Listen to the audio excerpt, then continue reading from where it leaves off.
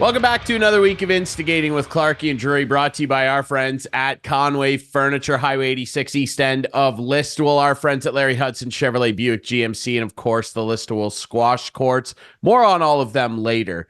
Ryan Drury here with Clarkey, and there's a lot of big news in the sports world, but with the NHL basically on holiday now, we want to focus on the golf world. Golf season Ryan, right around the corner. Ryan, who better to I'm do gonna this? No, don't even go there. I have to up this show. I'm gonna hijack it for a minute. Just for a minute. Okay, just give me 1 minute. For a minute, okay. Okay, you know what time it is. Okay, I'm doing this early today because I gotta get this off my chest. What are you doing? I'm doing the couch potato right now. You can't. No, I can't. I can do whatever I want. My name is first in the show. Instigating with Clarkey and Drury. Okay. My couch potato this week is Mr. Ian Doig. We have spent the last 30 minutes talk about getting thrown under the bus. Trying to get his computer to work. 30 minutes. Oh, the audio's not working. Oh, the mic's not working. Oh, the internet's not working. And it happens every time we get Ian on. Every time. I think we have convinced him to get a new computer. I think so, but that I don't feel like that should be the couch potato. I don't care. I really. He's wearing our merch. He's wearing our merch, Clarkey. Yeah, I know Doigy, he is. Look at this is how we saw Doigy for the last half an hour. Not moving, no sound, completely still. Completely still. It was not moving at all. So it took you guys. Clarkey, it took you guys 4 months to invite me back on, and in the first minute and a half, you threw me under the bus. I did. Really? I did. So that's my couch potato of the week. We'll get to Ryan's later, but I had to start with the couch. A couch potato doesn't always have to be a bad thing. It doesn't. Well, no, but you made it a bad thing. You made it a bad thing. Conway Furniture. I didn't even put my hat on. I wasn't prepared for this. You're going to do your couch potato later. You can put your hat on. But I had to get that off my chest. I'm embarrassed. I actually have a double couch potato too, so I'll fill in where you normally would be. Okay, fine. Later. Okay, how are you, Doigy? Is here. Let's see if he's working. Ian Doig of the Ian Doig Golf Academy. Working. Okay, we got to kick Clarkey off this show. Doigy, how are you? I'm good, guys. Thank you for having me on. It's a pleasure to be back. Isn't it? Is it a pleasure? I don't know. He'll never wear that shirt again. Yes, he will. Doigy, he'll wear it more than Leaf jerseys. Doigy, before we get to that, lots to talk about. Like I tried to say at the start of the show, in the golf world. Let's start with obviously this big cash infusion deal that's coming. Billions of dollars is going to go toward player purses. There's a bunch of people now putting their stake in the game. Essentially, what does this agreement mean? Well, I'll be very honest with you. I did a bit of research today, and I've got my notes here. My first thought on it, honestly, is a couple things. Is the influx of money good for golf? Absolutely, it is. To me, it's a bit of a reaction to LIV Golf, which I've said all along that I thought LIV was good for golf. And now the PGA Tour is trying to come up with different ways to raise their purses, get more money and everything. But I have a couple concerns with it. First of all, what's happening with LIV Golf and PIF and their agreement. And I almost see this as you start to see and look at the events that they're hosting now. I actually see this almost pushing golf to more of an elitist sport where the top 50 or 60 or 70 players are going to be looked after, and then everybody else is just going to kind of become an also-ran. I mean, look at this tournament this week. We're at the Bing Crosby Pro-AM, which is what it was always called. It's now called something else, but it went from a field of 156 guys with 3 amateurs in each group playing on 3 different golf courses on the Monterey Peninsula to 80 players. They're calling the top 80 players. Well, I'm sorry, they're not the top 80 players in the world because Brooks Koepka and John Rahm and Cam Smith aren't there. So you can't call it the top 80 players. Maybe the top 80 players on the PGA Tour. And the amateur field, there's no more celebrities in the amateur field. So Bill Murray and those guys aren't playing in it anymore. And here's the kicker. For an amateur to play in that tournament now, the fee to play in it went up to $70,000 as a businessman to play in that. Yeah. How insane is that? That was the report that I got yesterday. $70,000 for an amateur to play in the tournament.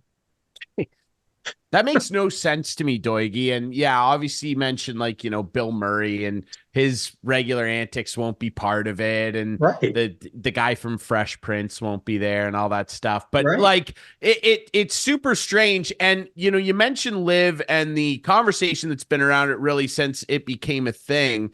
And we've seen a lot of guys do big heel turns, including John Rahm, who initially said that he had less than zero interest, is what he said, because he said he wanted to consistently play against the best players in the world. That changed. And then Rory McIlroy, maybe the biggest vocal advocate against the LIV Tour, walked his comments back last weekend as well. I mean, what do you essentially make of this? Is this just everybody in the game essentially just giving way to the fact that this isn't going anywhere and this is what golf is now?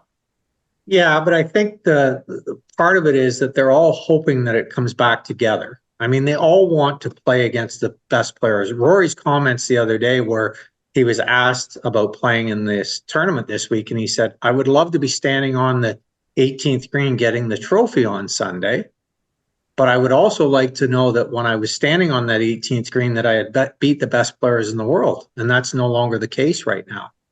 And then you start to listen to him and he's walked back his comments or his position. He's now saying that, these guys that are playing for LIV, the European players, need to be not punished when they come back, and they need to be eligible to play in the Ryder Cup. Right, which has totally changed his position on it, right? So I think the bottom line is that everybody really wants golf to come back together. But I have a question. So I'm looking here at the names of a group of the people that are in this conglomerate that are putting $1.5 billion up to $3 billion into the PGA Tour. But, you look at Stephen Cohen and Arthur Blank. I mean, they're the co-founders of Home Depot and owners of the New York Mets and stuff. But yet the PGA Tour back on June 6th said that they haven't had an agreement in place with LIV and PIF, the personal investment fund of Saudi Arabia and everything. And I'm generalizing when I say this, but there was a lot of people out there that said, well, that's blood money. We're never going to deal with them or be in business with them. And now you start to look at this conglomerate. I mean, they're the co-founders and chairmans and presidents and CEOs and CFOs of major, like Fenway Sports, the Boston Red Sox, the New York Mets, the Milwaukee Brewers. But now all of a sudden it's okay for them to take that money from Saudi Arabia? Like, I just find that almost hypocritical. I kind of agree. Go ahead, Clarkey. I have never been more disinterested in watching golf. Like, they've killed me as a fan right now. They've absolutely killed me. Yeah, and me too. It's like, how can they pull this back together? It's like, we heard this merger was coming, Doigy. What's ever going to happen? Like, when can I see the best players again playing, not week in, week out, but regularly again on the golf that I watch? Because I don't even know when LIV plays. They're not on a U.S. network. I don't want to watch it. I don't want to watch it anyway. I don't like the setup of it. I think it's goofy. I just want golf back. Yeah, they're on CW in the U.S. is the network that they're on, CW. But I start to look at, I look at what Jay Monahan just said. In the last couple of days since this agreement has come out, they talk right in the agreement that they're still negotiating with PIF. But if I'm a player, and if I'm a player that's outside of the top 50 on the PGA Tour, I'm a little confused because on June 6th, he said, hey, we've got an agreement in place in principle with LIV and PIF going forward. But now all of a sudden you've swung completely in the other direction and made an agreement with this sports group on investments and everything else. And yes, in the first blush, when you look at it, I mean, it says that there's 200 players in the PGA Tour that essentially own their own league and they'll get equity and all that stuff. But when I started, we were told that we owned the league then. So what's happened? What's different 40 years later? Right? So does that tell me that we didn't really own the league back then? Right? So that to me is a question that I'd like to get to the bottom of, right? Like how all of a sudden you're telling me that now I own the league, but 40 years ago, when we got our PGA Tour cards, we owned the tour because we were the players and the members. So what changed? Yeah, it's a real talking point. And Doigy, we're chatting with our buddy Ian Doig at the Ian Doig Golf Academy, longtime pro golfer and coach. And Doigy, we talked about this at the Canadian Open last year when all this news started breaking, and a lot of people were real upset with Jay Monahan. And that at that time, the news had come out that they were essentially sitting down with the Saudis and now going to try and work something out with LIV and PIF. And now this is happening, and there's a lot of confusion. There are a lot of players that don't know how to feel. You got Rory looking uneasy up there, walking his comments back. And yes, at the end of the day, we all just want the best golfers to be somewhat united and be able to, without some sort of consequence or barrier, play each other at these big events that we're all used to watching. Like, I feel like Arnold Palmer would be the greats of the game would be looking at this and going, what the hell are you guys doing? Like, the fans want to watch you play golf. But when it comes to Jay Monahan, and I know we touched on this when all that news broke during the Canadian Open last year, like, I get the funny feeling like I don't think this guy's very long for this job. I really feel like we're seeing some serious cracks under the surface with this guy, Doigy. I'm surprised he's lasted this long. I mean, as a player, I would have wanted him removed right after June 6th, because for right up until June 6th, he had just stood the stance of, we'll never deal with LIV, we'll never deal with Saudi Arabia. That's it. We're out. We're done. They can go do their thing and we're going to do ours. And then all of a sudden, without telling anybody, he comes out and says, hey, we've got an agreement in place. We're going to do business with LIV and with the Saudi Arabia. I mean, to me, it almost feels like he's speaking out of both sides of his mouth at the same time, right? Like it for me as a player watching it, it's frustrating. And going back to Clarkey's point a few minutes ago, look, I'm a diehard golf nut. It's not just been my life; it's everything for me, and I watch it. I've lost interest too. I'm not even sure I'll watch the Masters this year. I don't know if I'll watch the majors. I mean, the TPC's coming up, in a month and a half or so. But how can you call it? They used to call it the strongest field in golf. Well, pretty tough to call it the strongest field in golf when you've got John Rahm and Bubba Watson and DJ and Cam Smith and all these guys playing somewhere else and not playing in the tournament. I mean, I'm sorry, it just can't be the strongest field in golf.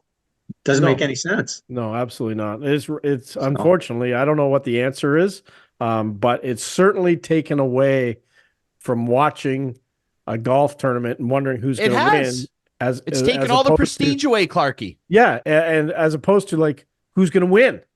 Like people aren't talking about who's winning in golf now and who's playing well. That's not they're talking about who's not playing. Right. That's what they're talking about. They're talking about who's not playing. And so now let's take it into a bigger context where, okay, yes, they're going to have all these elevated tournaments. So if you have 8 or 10 elevated tournaments and then you have 4 majors, so it's 8 elevated, 4 majors, there's 12 events. And then you have these designated events. So there's Rory's 15 tournaments right there. So how many does he play a year? 17. So you're going to get him to play 2 other weeks.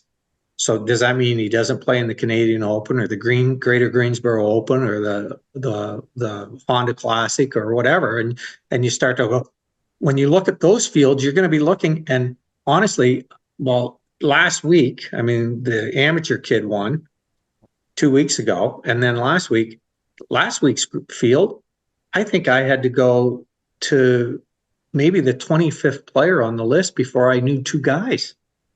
I didn't even recognize the names, and I played against half of them, right? It just doesn't make any sense to me. Have they named these elevated tournaments, what they're going to be? Well, yeah, they've already named them. And the Canadian Open's not one of them. No. A national open, which at one point they said was the 5th major. That's right, exactly. And this is some of the, well, and here's the other thing. So RBC basically bailed out the Canadian Open, and then they bailed out the Heritage Classic in Hilton Head. And they have 12 or 13 players that they have their logo on and everything. I've already heard rumblings that this is their last year with the Canadian Open, that they're out. Right? And I don't blame them. So they put all this money into making the Canadian Open a great tournament again. And it really has been good up until, COVID. But then the PGA Tour comes back to them and says, well, you're not doing enough. We want $10 million more. Like, I'm surprised RBC just didn't look at them and walk away right then. You think about the Honda Classic. The Honda Classic was the longest running PGA Tour event with the same sponsor, 50 years, and they walked. Yeah, they're gone. Walked. They're gone. So to me, that tells me that as good as the PGA Tour is trying to do here, it tells me that not everybody's happy with them. Yeah, I completely agree. Well, and to go off our stance here of, being slightly disinterested or at least malcontented golf fans, and I count myself certainly among the newer, section of those people. Like, I'm pissed off because, the golf game and the phenomenon around golf really exploded in Canada. It was the one sport during the pandemic times that really, really grew. It saw significant participation growth. And then last year we see what Nick Taylor did, and it was an incredible moment at our Open. And now the PGA Tour is telling Canadian golf fans that your Open is not an elevated event. It's so embarrassing. And to me, I take it as a spit in the face of everybody up here who loves the game and loves and supports this tour. I mean, for me, what appetite do I have now to go down to TPC Sawgrass, which is my favorite course, by the way? I love when they play at TPC. 17's my favorite hole. I just can't believe it. Like, what's inspiring me to go down to any tournament when you're turning around and telling me that our tournament, that is such a point of pride up here, especially after what happened last year with that 72-footer, it doesn't matter now. It's embarrassing to me, Doigy. I fully agree with you.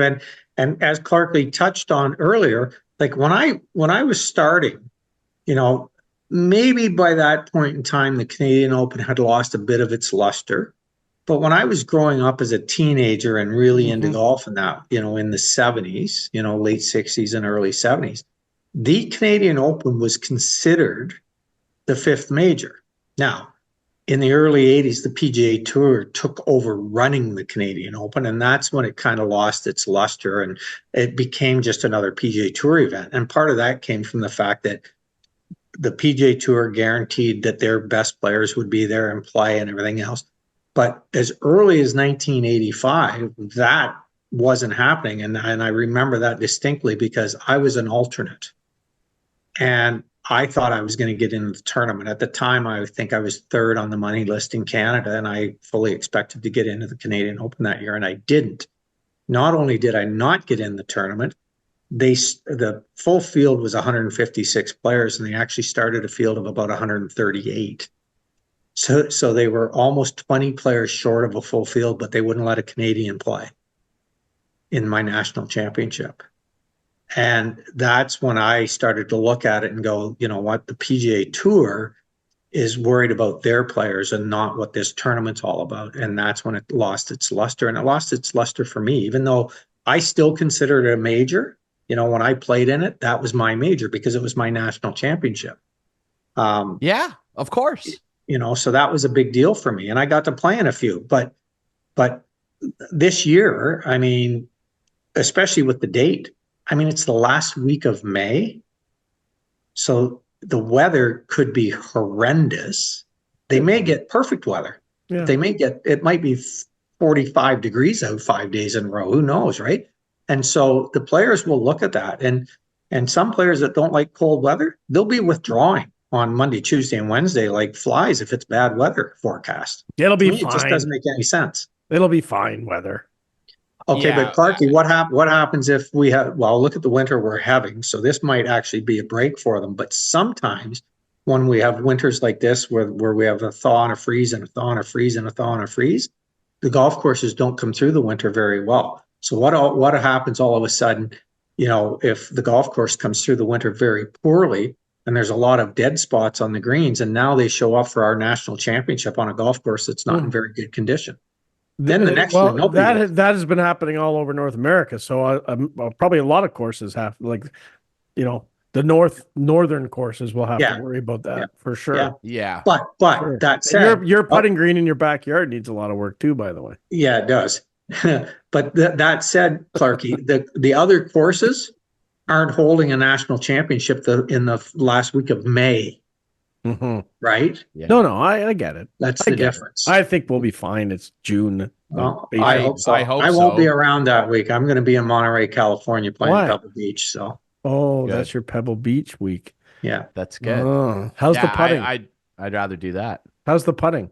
the putting is coming along. I mean, I don't Listen know. to this, Ryan. Listen to this. Yeah. I said this to Clarkey the other day when we were talking on the phone. So I'm involved with a new academy set up here in Barrie, Ontario, the Barrie Golf Academy. It's owned and operated by a good friend of mine, Terry O'Brien, who actually used to caddy for me quite a long time ago. But we have a TrackMan, we have a Foresight G Quad 4 for tracking just the shots and the numbers and all that. But we also have a Putt View, which is the newest, greatest invention to help people learn how to putt better. And I've been on it for 4 or 5 hours now. I've always complained about my putting over the last few years, as people on Facebook will know. And I said this to Clarkey the other day. In 2024, I'm not going to be a good putter. I'm going to be a great putter because of this technology. And I get on that machine. I was on it yesterday for an hour and a half. And my putting stroke and making putts has become a lot easier in less than 5 hours of hard work. I love the thing. And you really need to come down and see it. We absolutely have to. Well, we'll be doing a show for sure. We'll get that set up. That works. Absolutely. Doigy, all right. What I want to do here is we're gonna throw a little ratchet in the plans here, Clarkey, because look, there's a golf tournament this weekend, and since we have Doigy, well, I don't even know who's playing. We're gonna take a break. Okay, we'll take a break. Okay, we're gonna do some quick googling, and we have to make a 3-pack of picks. Let's do a 3-pack. We won't do like the full 4 thing. We'll just do a quick 3-pack, straight stroke points, and we got to do it. We got to make some picks here. But before we do that, though, Doigy, I want to touch on this. You mentioned it, an amateur winning, obviously, one of the recent events. Obviously, Nick Dunlap, what he did was absolutely incredible at the American Express Tour, and he barely beat out Bezuidenhout out, and it's incredible that an amateur, I believe he's only the 3rd amateur since the 30s to win a PGA Tour event, and he didn't get to take home any of the money, which is, I think, is unfair. I just don't like the rule. However, I understand it, but I was hearing Jeff O'Neill on Overdrive talking about it after that happened, and he said that he thinks that with the level of play of some of these amateurs nowadays, that this could be a thing that happens a lot more often. What is your opinion on that? Could we see a lot more Nick Dunlap situations over the next couple of years?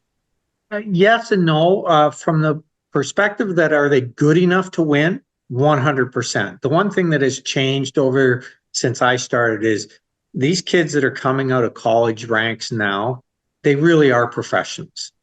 They're trained to be professionals. They're trained to play on the PGA Tour. That's all they've worried about. And they play enough tournaments now where they're getting prepared, and they are prepared when they get their shot. So was it a bit of a surprise to see him win? I mean, he won the U.S. Amateur. He was the #1 ranked amateur in the university program and all that. So it's always a surprise to see somebody like that win.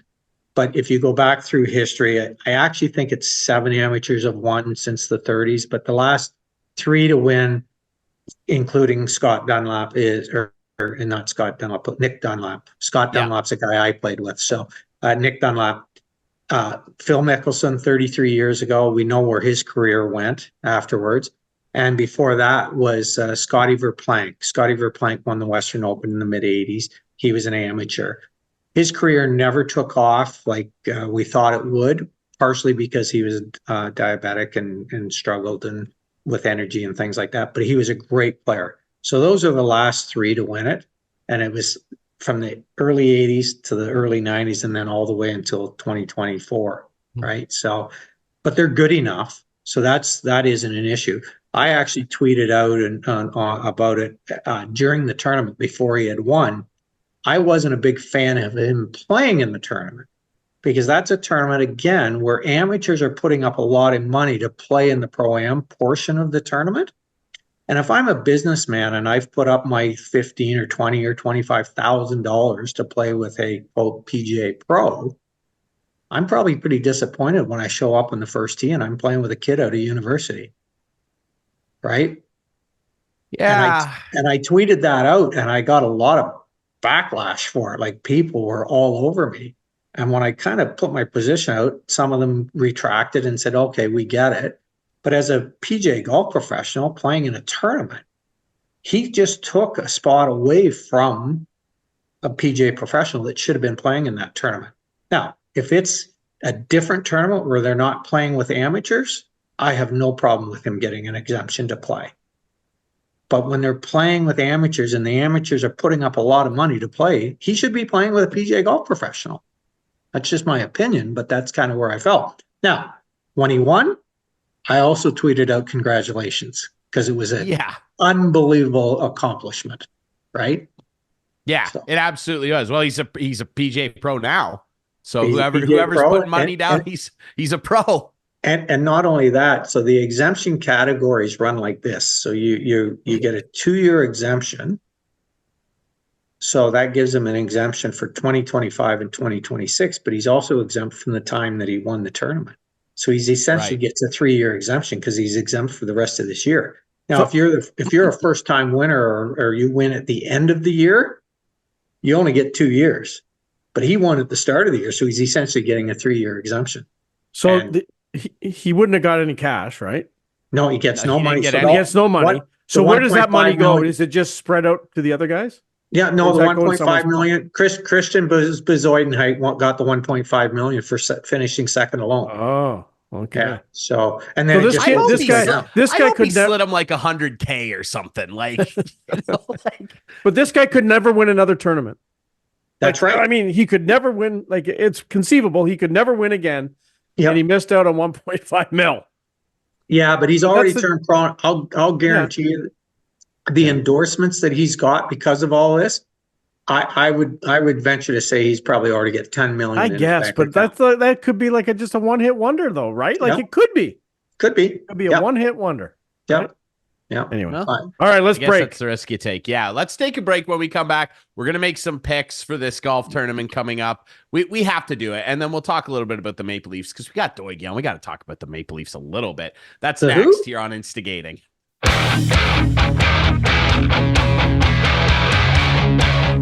Welcome back to Instigating with Clarkey and Jury, brought to you by our friends at Conway Furniture, our friends at Larry Hudson, Chevrolet, Buick, GMC, and of course the Listowel Squash Courts. Ryan Jury back here with Clarkey and our golf analyst, Ian Doig of the Ian Doig Golf Academy.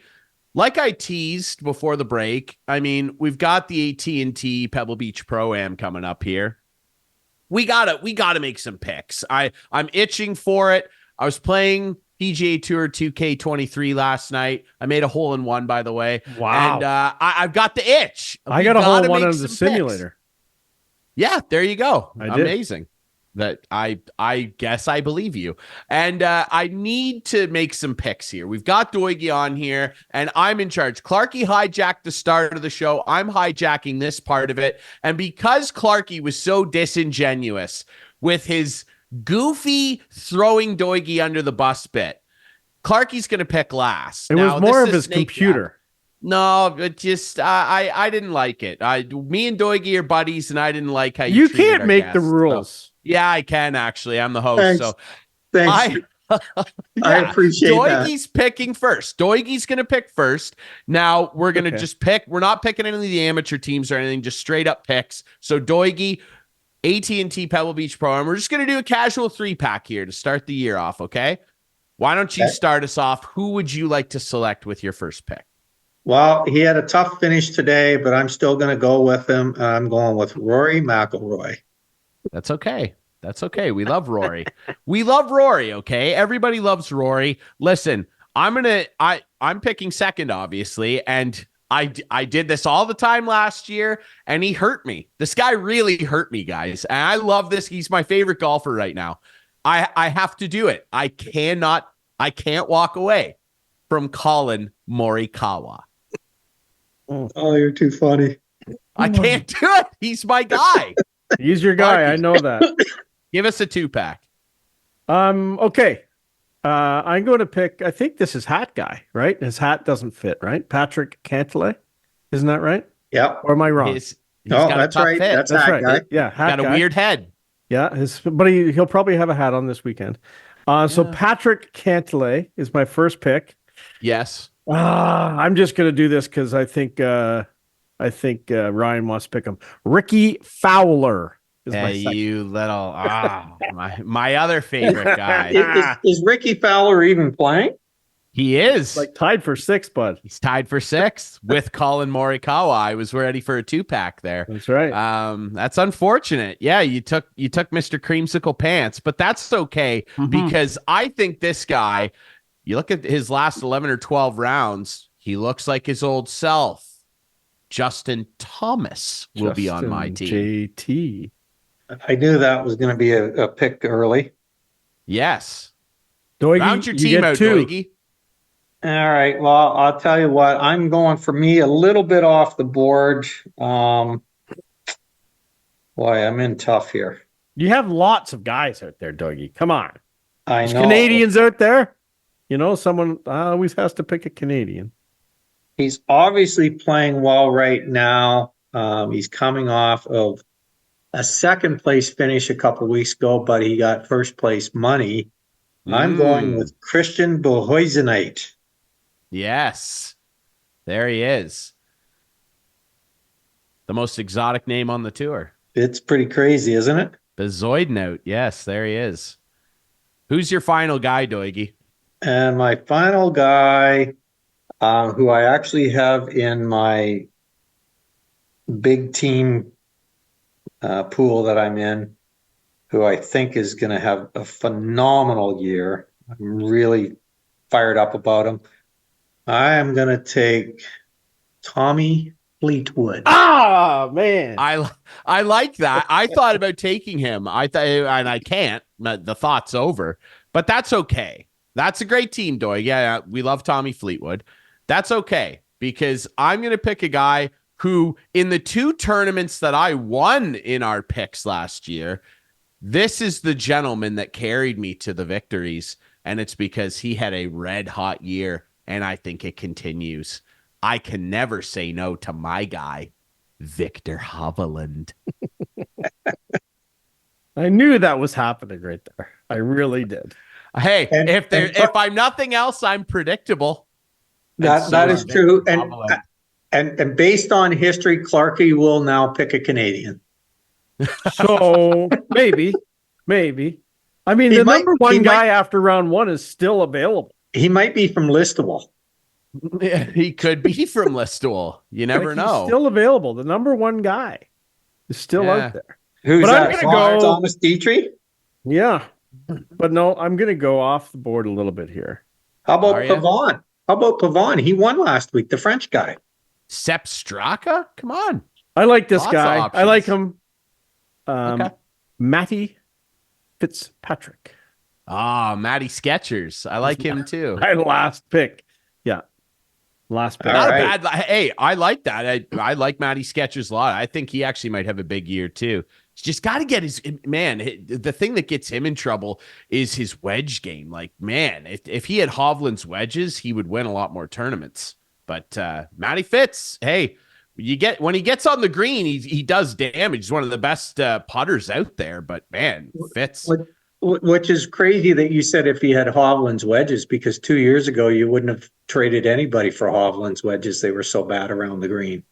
I know he was atrocious, but look at the bounce back. Yeah. God, last year was he ever good with a wedge? Yeah. I don't know. There would be lots of candidates, but based on that and how well-rounded he played last year and the amount of money he took in, like Victor Hovland might have been the most improved player on the tour. Like, which is crazy to say because he was already a good player, but like the year he had last year, man, was he dynamite, especially down the stretch. I actually am going to lay some money on him winning the Masters. I really, really feel good about him at Augusta. I think that he can assault that golf course, but we'll see. I like our picks. Producer Adam, just review for us quickly. What are the teams here? Do we? Yeah, sure. Jump on, producer Adam. Absolutely. So, Ryan, you have Colin Morikawa. I say that right? Justin Thomas and Victor Hovland. And Ian, you've got Rory. And Christian, I'm not even going to attempt to pronounce that last name. Zoidnote, yes. Zoidnote. Thanks. And Tommy Fleetwood. And then Clarkey, you've got Patrick Cantlay, Ricky Fowler, and Matt Fitzpatrick. Yes, I do. He nailed the Cantlay. I like it. I've heard that enough times on these picks. I could nail it. Cantlay. Cantlay. Yes. Hat guy. Well, I'm hat guy, no hat guy, sunburn guy. How about that? Yeah. I like it. Yeah, we'll see how this works out. I think I feel good about Victor Hovland. I want to ask you as well. I'm just going to jump in quickly. I think this is a good thing for us to do this because now it gets us warmed up for March when the TPC comes around. Now I'm actually going to maybe watch it because Sunday there's nothing on. I'm watching the NHL. The NHL has decided that it's the off week for the Super Bowl, so let's not have any games. Let's have the freaking All-Star game that no one really cares about. There'll be no games Saturday night. You could have every team playing on Sunday. No, we're not going to play Sunday. We're going to have everyone off for it's the most ridiculous league ever. They just continue to sewer and bury themselves. And if I put my hat back on, they're my second pick this week for my couch potato. Yeah, I guess we'll let you have that. That's fine. More hijacking. It's terrible. Clarkey. It's terrible. I know. I agree. Clarkey, I agree. It's goofy. I don't like it.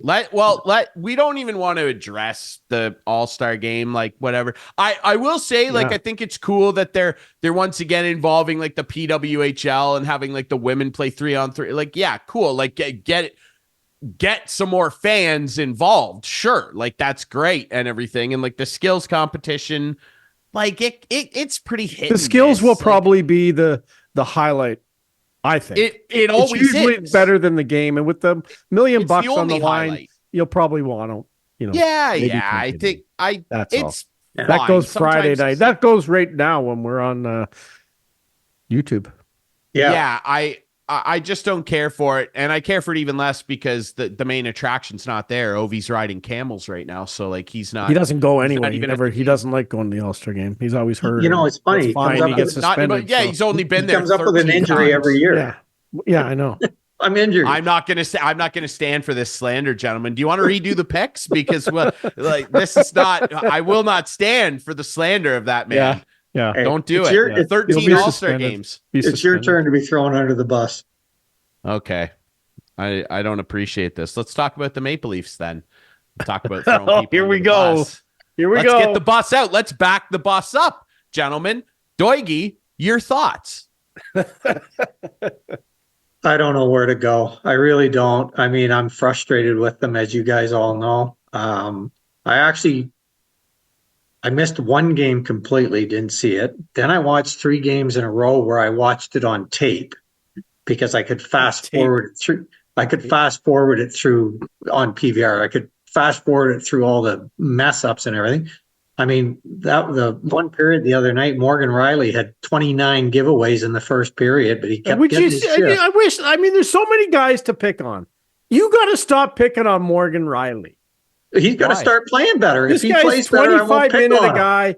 He's not the best of. You know who our best defenseman is? Simon Benoit. Simon Benoit. Defensively. Yeah, 100%. Go get me 3 more of him, and then we got a chance. What wins in playoffs? Defensive play. I'm sorry. How many games are won in the playoffs? 8-5, 8-6. Virtually zero. They're all 1-0, 2-1, 3-2. What's that? That's defensive hockey. I'm sorry.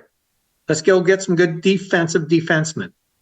Yeah, that'd be nice. And I mean, obviously big trade chip falling where we're maybe going to see some activity pick up here with that big Vancouver Calgary deal. But boy, the Canucks, have they ever just put their stake in the ground and said, hey, we think we can make a run here. They I guess, but like Lindholm hasn't exactly been playing great. I guess. What do you mean? It doesn't matter that he's not been playing great. It's on Calgary. Calgary's a stutter-stop team. Yeah, the guy's proven that he's been nothing but a consistent point producer his entire career.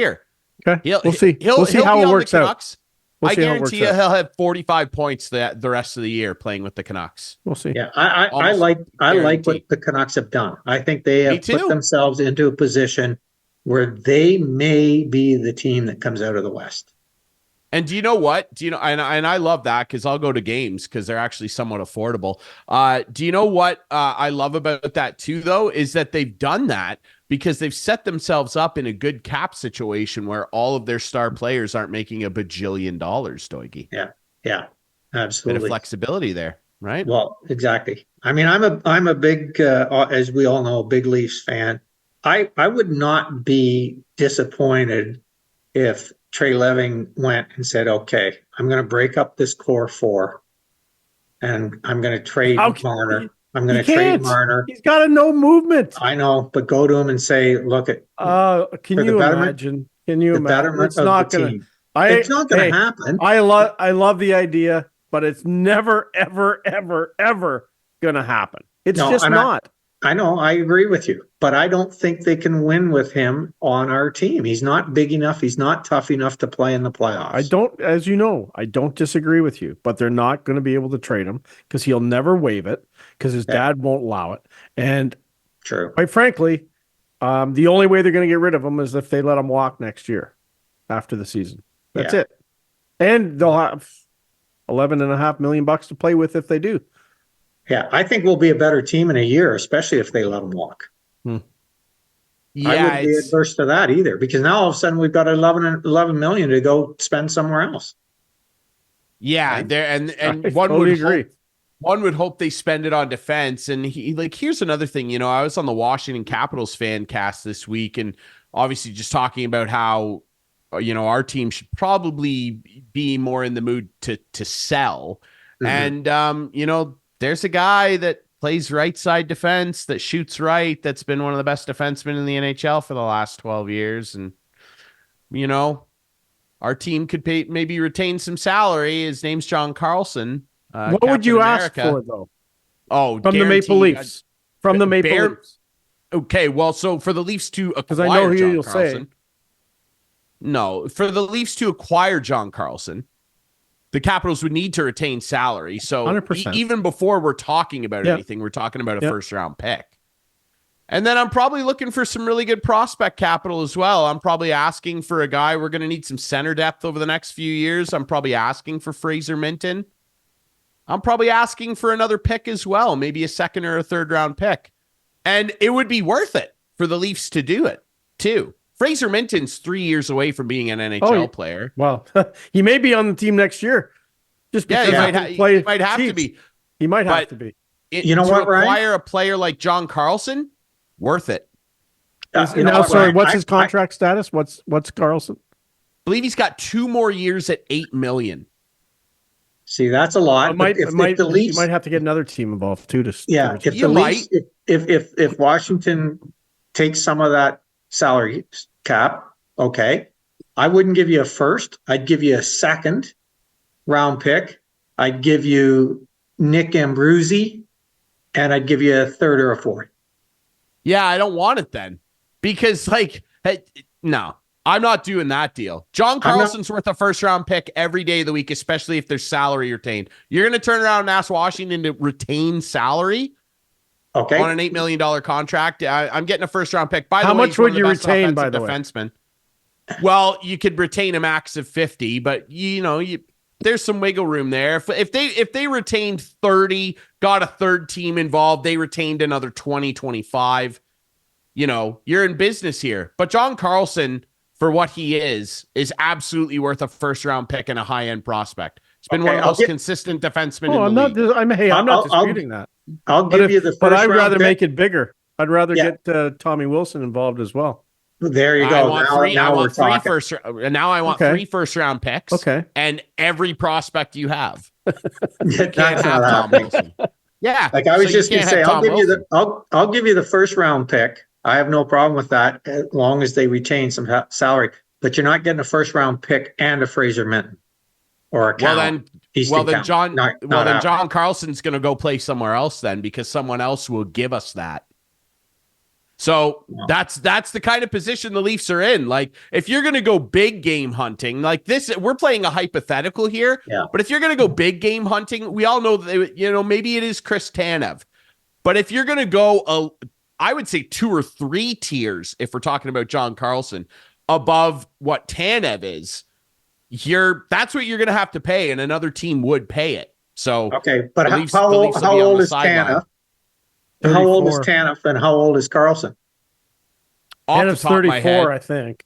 No, I think Tanev's like 30 or 31. John Carlson's probably 33. Okay. Yeah, right. Let me Google. Better player, Stanley Cup winner, one of the best offensive defensemen of his generation. So, but there's part of the problem. You said one of the best offensive defensemen. We don't need any more of them. We need a defensive defenseman. Here's the thing, though. He is a good defender. Chris Tanev, 34. That's what is he 34? Okay, so yeah, John Carlson worth more already, and John Carlson's a great defensive player too. Like, look at his numbers, and when we won that Stanley Cup, he logged the most minutes, and he was a beast out there. John Carlson, I shouldn't describe him as an offensive defenseman. He just happens to generate a lot of points because he's so good and shoots right. He's an incredible two-way defenseman. He's very good.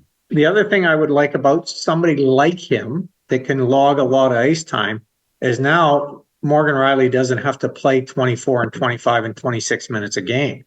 You can cut back on his minutes, and I think he would become more effective. Totally. Yeah. Actually, you could probably slide him onto your second pair. 100%. You could probably slide him onto your second pair, and John Carlson plays top line minutes with, I don't know, Liljegren, Benoit, maybe similar partners to what he did in Washington. Yeah. There'd be some options. Liljegren wants to go join Rasmus Sandin, so you can have him back. I'd take him. Yeah, I would take. I would take him. And the way how the Leafs ever got a first round pick for Rasmus Sandin is unbelievable. However, he was worth. He was worth. Every you know bit. what? You what? He was worth every bit. Having a really solid season for Washington. Yeah. Okay. I don't know where you're going next, Clarkey, but I just want to and maybe we shouldn't do this, but I was going to throw out there about these 5 players that had to report to we can now talk about it. Last week we couldn't really say much because nothing was out, but now we can talk about it. And I see Philadelphia cut ties with Carter Hart today. They no longer made him a non-roster player. Yeah. So going to be interesting. But this is going to draw. This will what do you think? How long will this go through the courts? They're saying may not even till 2026. Oh shit!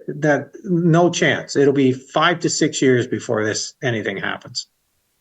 Yeah, and these guys will never not play because for sure. Yeah. Now, leading into next week, it's going to be Monday, February 5th. London Police Service is going to have a press conference. Yeah, and obviously the company I work for, Blackburn Media, we're going to have people on the ground there covering that. There's going to be, probably a lot of information revealed, probably a lot of information withheld as well, because it's going to go before the court on Monday. At least they're going to start the proceedings, but that's basically where we are. So yeah, this story's not going away anytime soon, nor should it. So yeah, it's we're almost 6. It's almost 6 years since it happened, right? Yeah, and we're just finally getting charges laid.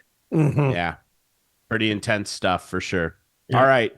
Doigy, it's been a pleasure to have you on. I'm glad we got some picks in. Of course, I think I'm going to win, but it was great to have you on, my friend. It's great to see you, and I'm glad the putting game is improving. Yeah, I'm, you know what, I'm optimistic and excited about the coming season. Started working hard. My workouts downstairs have been good. Started hitting balls pretty earnestly in the last week or so. Trying to get ready for when I head south. I've lost some distance, so that's just an age thing. But working inside, I gained another. I found another 2 or 3 miles an hour with my driver the other day. So hopefully, before I take off, I can find another 5. That's my goal. So one of our There you most go. popular shows ever is when we did it at the simulator. Is there a spot here we could maybe come up and do another show? Yeah, I think it would be wonderful. It's a little tighter than my other simulator. That's okay. But we could do it. I'll talk to Terry, partner and everything, and tomorrow and see what his thoughts are on about it. I think it would be wonderful for him and for the academy in itself. So Well, let me we love let me, yep. go. We love Yeah, going let me on the go over road. We And- love going on the road. And also I want to just tell you, just try this year, and I heard it adds some distance to the golf ball. The red orange golf balls. They are Dude, they will okay. add some distance. Thanks, Clarkey. Thanks, Clarkey. It's all in the balls. Clarkey, man. I'm going to All run in the out to balls. Golf Town tomorrow and not buy any of those. I'll give you one. You've given me a ball over the years. I'll give you one. Thanks, Clarkey. Thanks, Doigy. It was a pleasure, my friend. Thank you so much, eh? Thanks, guys. It's always a pleasure to be on, and I look forward to our next one. And you just Have a get good- all right. have a good now go weekend. on the couch and be a potato. Leave him alone, Clarkey. My God. It's just Good thing, unbelievable, this Clarkey, guy. it's a good thing I love you, brother. I hear you. All I right. love you too, buddy. Yeah, Okay. I'm not See you sure I feel soon. the same way. We'll take a quick break. When we come back, I will be doing couch potatoes next on Instigating.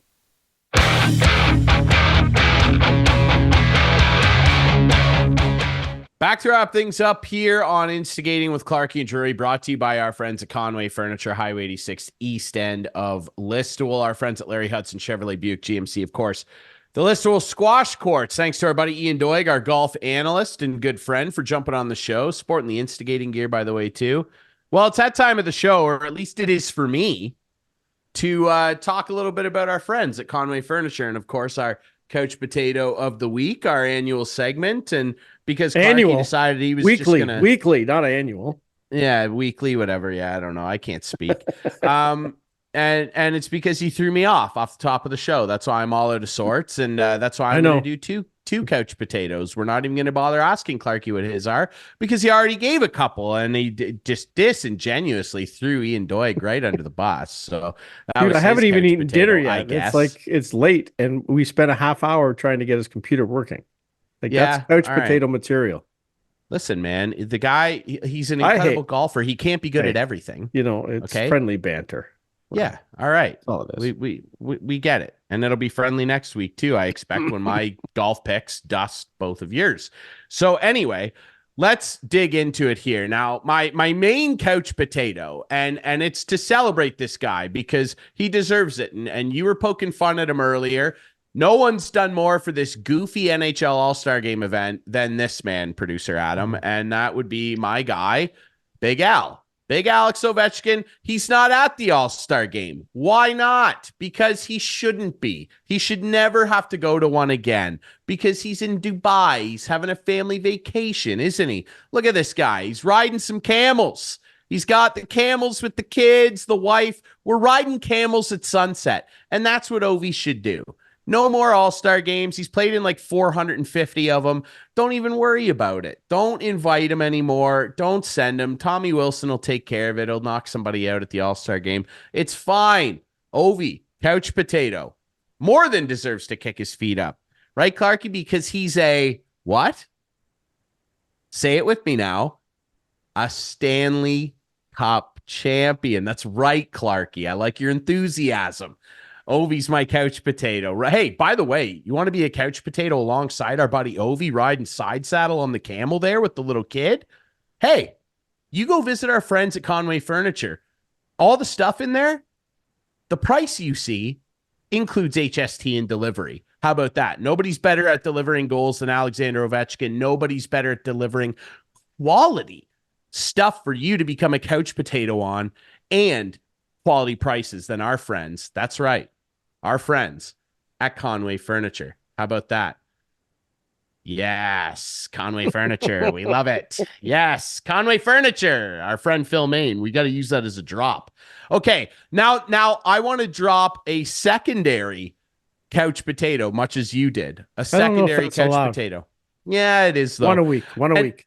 And what it is, I just want to quickly mention, my secondary couch potato is all you losers out there that are on social media because he's going to the Super Bowl again, claiming that Patrick Mahomes is like the greatest quarterback of all time. The guy's got 2 Super Bowls. Incredible, very good. And he looks like he's on pace to do some really incredible things. He's not better than Tom Brady. It's like everybody.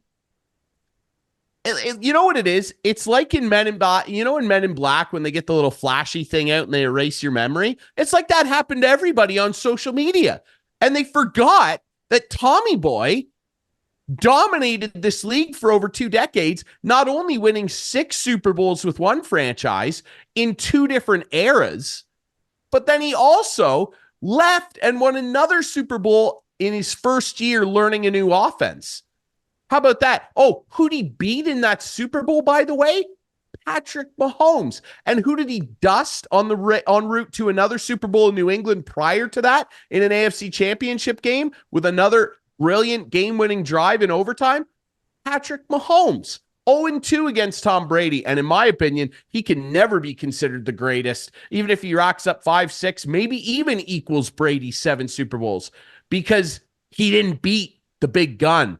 Even when he was old, he was over 40, still couldn't do it.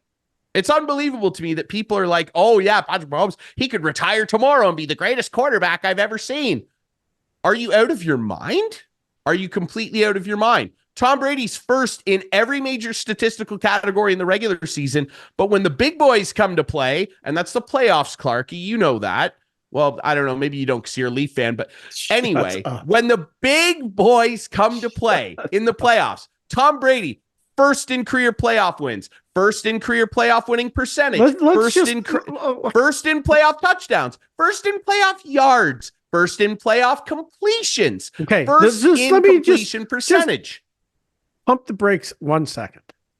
Let's wait till both of the careers. One's career's over. Let's wait till the other one's over. Exactly. And then see. Wait. Right? Let's wait. Because there's no question who the best is right now. There's no question.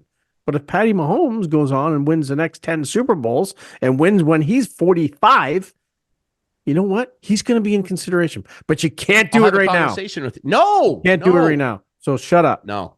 Can't do it. And I'm just sick of it. Oh, he's already the great. Yeah, he's not. It's whatever. Unbelievable. That's just like saying Matthews is the best goal scorer right now. No, he's not. He might be, but he's not. When you're talking about all time, obviously, yes, exactly. I think he currently right now in terms of pure goal scoring, no, I mean all time. Yeah, much like Mahomes right now, he's the guy. Will he get more than Gretzky? Will he get more than Ovechkin? I don't know. We'll have to wait and see. He's doing pretty good. Awful, consistent. Yeah, very question. Good. Unbelievable. No question. He's going to probably get 70 for the next year. Decade. Probably. The next 40. 40 at the All-Star break. Anyway. It's incredible. 40 and 46. It's great. It really is a truly unreal story. Anyway, that's all I have for the couch potatoes. Remember, our friends, Conway Furniture, Highway 86 East End of Listowel. HST and delivery included in the prices. You want to be a couch potato? That's where you go. Love the couches there. That's right. Dude, you're going to love everything in there. Love seats. Man, they got everything too. They got like dude, they got like full kitchen sets. They got everything. They're flooring. You can really deck out your place with our friends at Conway Furniture and really mellow into. We sat at a dining room table when we were there. What a beauty. We did. It was fantastic. I wanted to go to sleep on it. It looked comfy. You going to sleep on a dining room table? I've done it before. It wouldn't be your first time. I've done it before, brother. And we're not going to talk about that because I cannot talk about it on air. Clarkey, the deals are hot. They are hot. Hey, the deals Hudson's. Are hot. We're onto the hot deals at Larry Hudson's. You're gonna get me going again there, Billy. Where's Bill going? Is he gonna get a job? Bill Belichick's not going anywhere. His prospects aren't hot like the deals at Larry Hudson's. He's a couch potato big time right now. I'm just going to focus on being a couch potato this year and maybe go down to Larry Hudson's and buy a car from Clarkey. That's Cincinnati. We're on to Larry Hudson's. We got some exciting news. Today's the first day of the month as we record this. It's February already. Wow. Unbelievable. February 1st, and some exciting news, as I mentioned, some rate cuts on the truck I drive, actually, the Elevation, which I love, but some rate cuts down to, and really, if you were leasing or in a lease and you come on in, because we may be able to get you into a better deal as we move forward. There you go. Because the rates have been a little high on the leasing, but the leases on those now for 2 years is down to 4.9. So a big rate reduction, as well as some rebates, up to $6,000 rebates on some trucks as well. So things are good. We have a lot of terrains, Equinoxes, I think over 40 on the lot. We have lots to choose from. So come on in to Larry Hudson's, where the deals are hot. The hot. Deals are hot. Deals. Larry Hudson's. I love it. Hudson's has it. Hudson's does have it. And dude, I want to mention too that the Elevation, do you realize that it took everything in my body not to yell the U2 song when you said that? No. And we get like copyright claimed? Didn't know that. Do you even know the song I'm talking about? As soon as you said Elevation, it took a lot in me not to go, Elevation. Woo! Now we're going to be stopped on YouTube. They're going to stop us. They're going to shut us down. I don't think so, because I was out of key. They're not really going to be able to tell that I was doing a bad Bono impersonation. Now, did you play squash this week?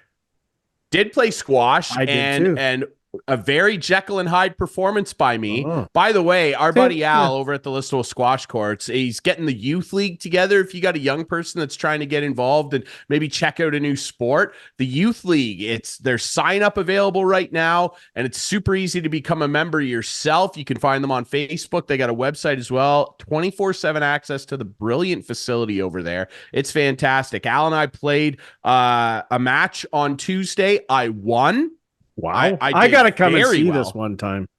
Yeah, you can come over, I guess. And I won. I might have played the best squash game of my entire life so far. I was hot, like the deals at Larry Hudson's. Yeah. But today on February 1st, I was bad. I wasn't very good. Now we had 2 games go to So you played overtime. Twice this week.